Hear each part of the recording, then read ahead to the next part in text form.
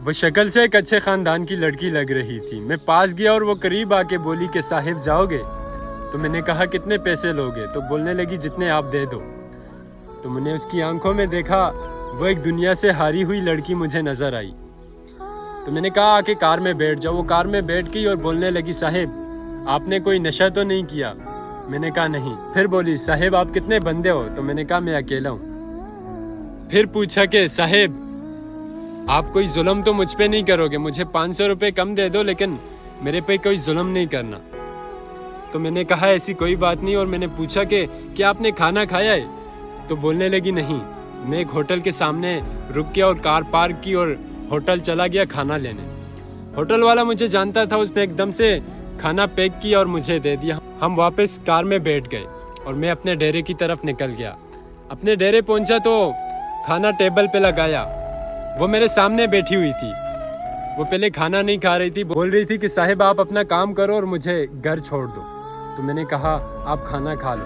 तो बोलने लगी नहीं साहिब आप अपना जो काम है वो कर लो और मुझे मेरे पैसे दे दो और मुझे घर छोड़ जाओ। तो मैंने उसे प्यार से कहा कि आप पहले खाना खा लो फिर मैं आपको छोड़ दूंगा। तो वो खाना खाने लगी। थोड़ा सा खाना बच गया तो बोलने लगी कि साहिब क्या मैं ये अपने घर ले जा सकती हूँ? तो मैंने कहा ज़रूर आप अपने घर ले जा सकती हो। बहुत डर रही थी और कह रही थी कि साहिब आप अपना काम कर लो और मुझे मेरे पैसे दे दो और मुझे घर छोड़ आओ। तो मैंने कहा आप आके मेरे पास बैठ जाओ। बोलने लगी नहीं। वो बुर्का उतारने लगी। मैंने कहा बुर्का मत उतारना, आके मेरे पास बैठ जाओ। तो वो पहले मेरे पास नहीं बैठ रही थी, बहुत डर रही थी। मैंने कहा डरने की कोई बात नहीं, यहाँ पे आप सेफ हो, आपको कोई परेशानी नहीं है। तो शायद उसे थोड़ा सा अच्छा लगा, वो आके मेरे पास बैठ गई। तो मैंने कहा कि मैं आपसे ये तो नहीं कहूँगा कि ये सब क्यों करती हो, ये जिस्म क्यों बेचती हो, लेकिन ये ज़रूर कहूँगा कि क्या छोड़ सकती हो आप? वो मुस्कुराई और बोली साहिब ऐसा नहीं हो ये मेरा रिस्क है, मैं यहीं से कमाती हूँ और यहाँ से अपने बच्चों को पालती हूँ। तो मैंने कहा कि क्या आप अपनी कहानी मुझे बता सकती हो? तो बोलने लगी नहीं। तो मैंने पर्स से 10,000 रुपये निकाला और उसके हाथ में थमा दिया। तो वो बोलने लगी कि नहीं साहिब मैं इतने पैसे नहीं लूँगी, जितना मेरा हक है मैं इतनी लूँगी। तो बोलने लगी कि आपका जो काम है आप जल्दी से कर लो। वो गेट की तरफ जाने लगी और रो रही थी। तो मैंने कहा आप आके मेरे पास बैठ जाओ। तो मैंने उसके सर पे हाथ रखा और बोला कि आपकी क्या कहानी है मुझे बताओ। मुझे लगता है आपके साथ बहुत जुल्म हुआ है, किसी दरिंदे ने आपको बहुत नोचा है। तो वो बहुत ज़ोर ज़ोर से रोने लगी, कहने लगी कि मेरा शोहर फौत हो गया, मेरी 3 बेटियां हैं, ससुराल वालों ने मुझे घर से निकाल दिया और मेरा कोई भाई नहीं है। मामू के घर गई, कुछ दिन वहीं रही और मामू के बेटे ने मेरे साथ ज्यादती कर दी।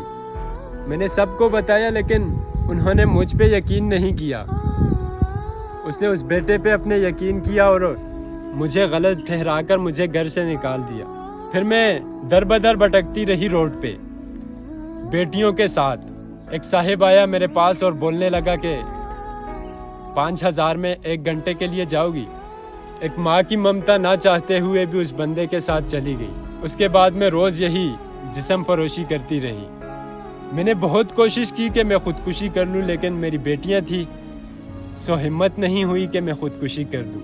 ये कहानी सुनकर मेरी आंखों में आंसू आ गए और मैंने उसे कहा कि आज से तुम अकेली नहीं, तुम्हारा एक भाई भी होगा। आज से तुम अकेली नहीं, तुम्हारे सर पे मेरा हाथ होगा। समझो कि तुम्हारा एक भाई है इस दुनिया में। तो वो हैरान हो के बोली कि इतना अच्छा कोई हो नहीं सकता। तो मैंने कहा आओ चलो गाड़ी में बैठ जाओ। तो वो गाड़ी में बैठ गई और मैंने कहा तुम अपने घर मुझे लेके जाओ। तो वो अपने घर मुझे लेके गई और मैंने देखा कि उसकी बेटियां सो रही थी, वो बहुत प्यारी थी। मैंने गोद में उठाया और उसको मैंने कहा कि आप मेरे डेरे के ऊपर वाले छत पे रहोगे। और वो बहुत खुश हुई, झोली उठा उठा के मुझे बहुत सारी दुआएं देने लगी। हम अपने डेरे पे पहुंच गए, वो मेरे पाँव पे पड़ गई और मुझे बहुत दुआएं देने लगी। मैंने कहा नहीं।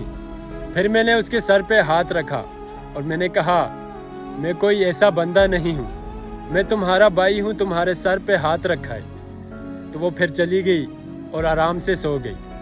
इस कहानी का मतलब यह है कि एक लड़की जब तलाक लेती है एक छोटी छोटी बातों पे, अपने ससुराल वालों से लड़ती है, तो उसे शायद वो किसी की बातों में आकर तलाक तो ले लेती है, लेकिन उसके बाद उसकी ज़िंदगी बहुत टफ होती है, जो कि उसका मुकाबला हर कोई नहीं कर सकता। लिहाजा ये छोटी छोटी बातों को इग्नोर कर दिया करो।